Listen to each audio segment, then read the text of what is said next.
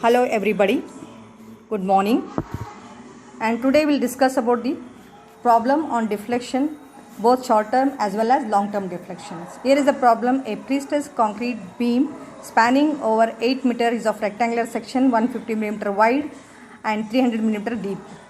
The beam is pre-stressed by a parabolic cable having an eccentricity of 75 mm below the centroidal axis at the center of span and an eccentricity of 25 mm above the centroidal axis at the support section. That is nothing but the eccentric anchoring parabolic cable. The initial force in the cable is 350 kN.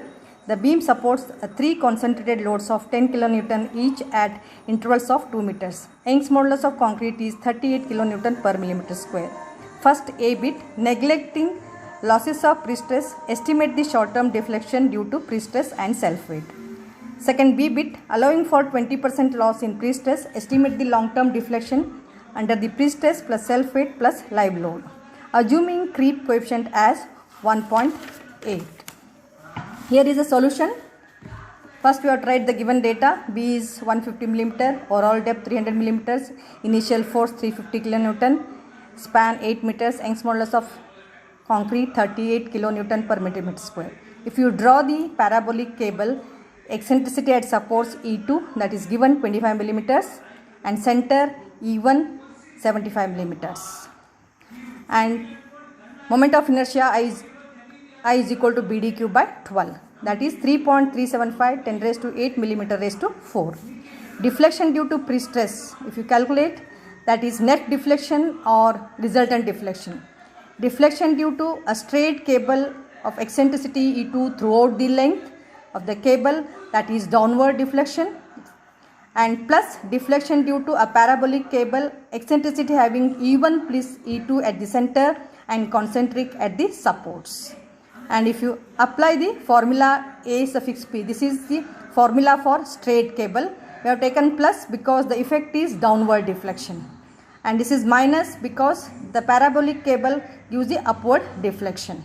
And if you substitute the values in this, we will get the final values as for straight cable 5.46 mm and the parabolic cable 18.19, and final deflection due to only pre-stress is minus 12.73, or you can write as the upward deflection. And if you calculate the self weight as 0.15 into 0.3 into 24 density of concrete, that is equal to 1.08 Newton per millimeter. Deflection due to self weight is equal to A suffix G, 5 divided by 384 G L raised to 4 ECI, and if you substitute the values you will get the 4.49 millimeter downward deflection.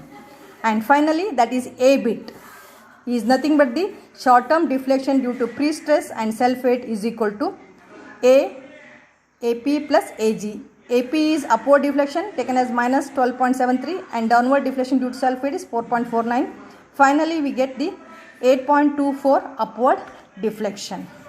And we'll calculate the next is long term deflection. That is long term deflection is, just I'll once again say that is loss of pre-stress, creep and shrinkage are considered here. Final deflection formula is, that is long term deflection, in bracket AIL minus AIP into bracket PT divided by PI whole bracket multiplied by 1 plus pi. Pi is the creep coefficient, where AIL is the deflection due to self-weight plus live load, that is AG plus AQ. AIP is equal to deflection due to pre-stress, that is AP we can take here, and then PT is the effective pre-stress, that is all the losses, that we can calculate the initial force minus loss of pre-stressing force, or you can write in this equation also. And deflection due to live load we can calculate taking the 3 loads is given at an intervals of 2 meters, and if you take the supporting reaction is equal to, it is symmetrical loading, therefore 15 kN each because total load is coming on that beam is 30 kN. And if you draw the bending moment diagram, we will get the like this as 30 kN meter at first load, and that is center load it is 40 kN meter, and it is 30 kN once again at the 10. And we know that how to calculate the deflection due to live load, that is A suffix Q I taken, and then 3 figures we can consider divide into two triangular portions and one is rectangular, A1, A2 and A3. Similarly, distance of CG from each portion is x1, x2 and x3. Therefore, AQ is equal to A1 x1 plus A2 x2 plus A3 x3 divided by ECI. And if you write all these into forms, that is whatever the numerical values, I am writing all these: area of triangular portion 1 into distance, area of triangular portion into distance, area of rectangular portion into distance. Totally we get this one, and I have written 10 raised to 9 here because here we have taken only 2, this is meter, 30 kilonewton meter and once again 2 meters. And kilonewton will be let it be as it is because bottom, that is denominator, is 38 kilonewton per millimeter square, that both will cancel.